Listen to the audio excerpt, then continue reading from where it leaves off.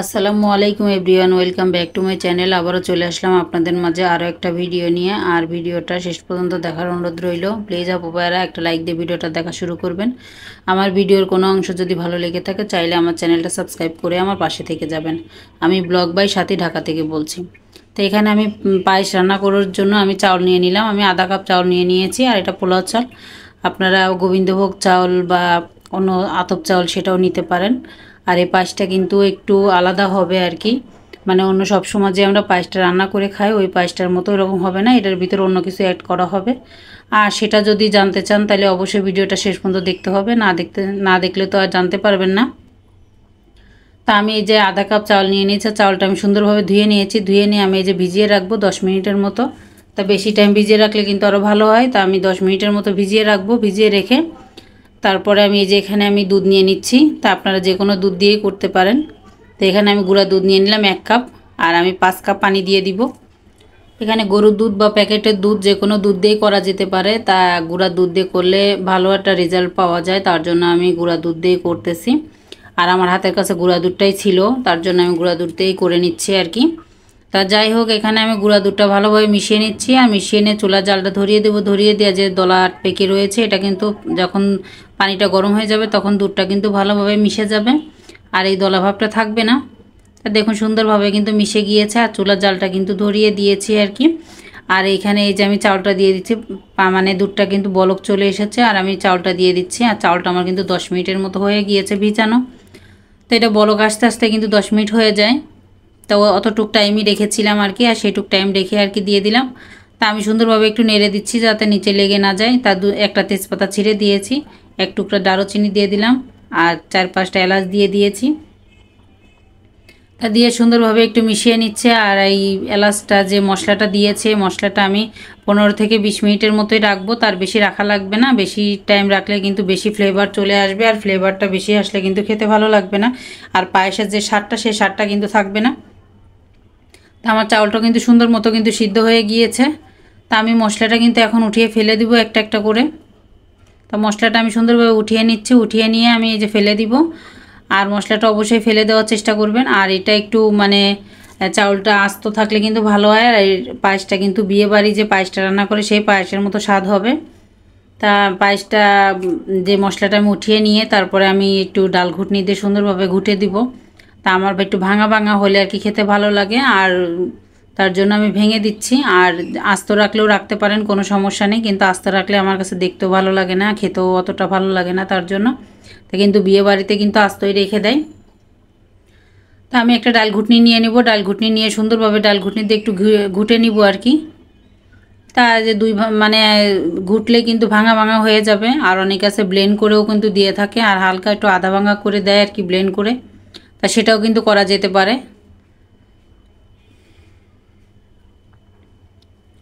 তাই এই যে আমি সুন্দরভাবে কিন্তু ঘুটে নিচ্ছে। এই যে আমার কিন্তু ঘোটা হয়ে গিয়েছে, আর ভেঙেও গিয়েছে, আর আমার চাউলটা কিন্তু সুন্দরভাবে সিদ্ধ হয়ে গিয়েছে। এখন সিদ্ধ হওয়ার পরে এখন চিনি দিতে হবে। তা আমি আধা কাপ আরে অল্প একটু চিনি দিব, প্রায় 1 টেবিল চামচের মতো দিয়েছি আর কি। তা যেহেতু আমার আধা কাপ চাউল, এই চিনিটা কিন্তু একদম পারফেক্ট হয়েছে। আর যারা মিষ্টি কম খেতে চান তারা আরও কম দিতে পারেন। আমি যেহেতু মিষ্টিটা বেশি খাই, বাচ্চারা কিন্তু মিষ্টিটা বেশি পছন্দ করে, তার জন্য কিন্তু আমি মানে আধা কাপের থেকে একটু বেশি চিনি দিয়েছি আর কি। একদম পারফেক্ট মিষ্টি হয়েছে আর কি আমাদের ঘরের জন্য। আর যে যেমন মিষ্টি খান সে তেমনভাবে আর কি দিবেন। তা আমি যে একটু জাল করে নিলাম, কিছুক্ষণ জাল করে নিয়ে আমি একটু উঠিয়ে নিচ্ছি। উঠিয়ে নিয়ে যে আমি জিনিসটা দিতে চেয়েছিলাম আর কি বিয়েবাড়ির স্বাদটা আসার জন্য, সেই জিনিসটা এখন আমি দিব।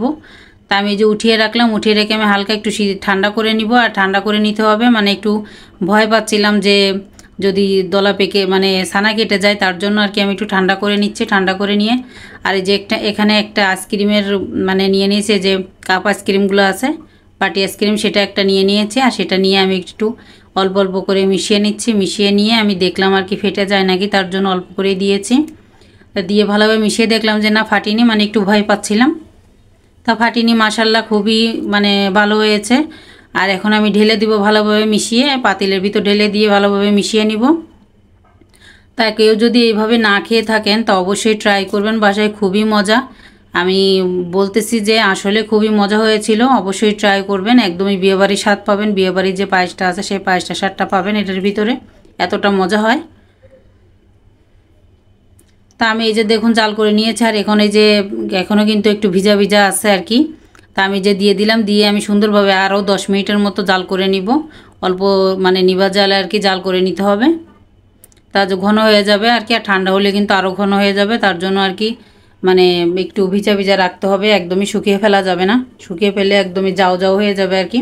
তা সামান্য একটু লবণ দিয়ে দিচ্ছি, এটা অপশনাল, কেউ ভালো লাগলে দিবেন, আর কারো যদি ভালো না লাগে তাহলে দেওয়ার কোনো প্রয়োজন নাই। তা লবণটা দিলে মিষ্টির স্বাদটা বেড়ে যায়, খেতেও ভালো লাগে, তার জন্য আমি একটু লবণ দিয়ে দিলাম।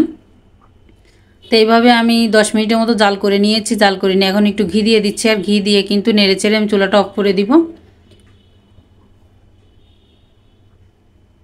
তা ঘিটা দিয়ে আমি এই যে সুন্দরভাবে একটু নেড়ে নিলাম। নেড়ে নিয়ে এখন কিন্তু আমি চুলাটা অফ করে দিয়েছি। অফ করে দিয়ে আমি ঘিটা ভালোভাবে গুলিয়ে নেব। গুলিয়ে নিয়ে এখন আমি আপনাদের মাঝে আর কি শেয়ার করব আমি কিভাবে আর কি সাজিয়েছি সেটা। দেখুন ঘিটা কিন্তু আমার প্রায় গলে গিয়েছে, আর কতটা কিন্তু ভিজা ভিজা আছে সেটা তো দেখেই বুঝতে পেরেছেন। আর ঠান্ডা হলে কিন্তু আরও কিন্তু শুকিয়ে যাবে।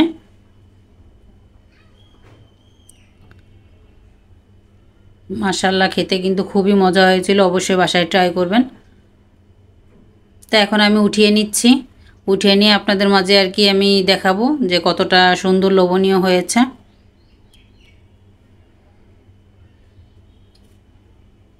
তো এখানে কিন্তু আপনারা বাদামও অ্যাড করতে পারেন ঘি দিয়ে ভেজে। তা আমি বাদামটা আর কি ঘি দিয়ে ভেজে অ্যাড করিনি, আমি সাজানোর জন্য রেখে দিয়েছি, সেটা আমি সাজিয়ে আপনাদের মাঝে দেখাবো।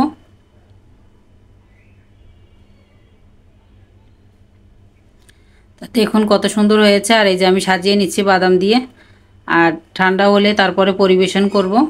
মাশাআল্লাহ, খুবই সুন্দর লাগবে দেখতে, খেতেও কিন্তু মাশাআল্লাহ অনেক মজা হয়েছিল। আবারও বলছি বাসায় ট্রাই করবেন। আর একটু কিশমিশ দিয়ে দিচ্ছি, কিশমিশ দিয়ে আর কাঠবাদাম দিয়ে সাজিয়ে নিলাম।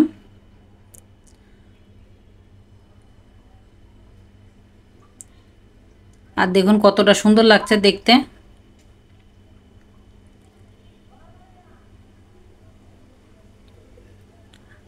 আর এই যে আমার সাজানো হয়ে গিয়েছে।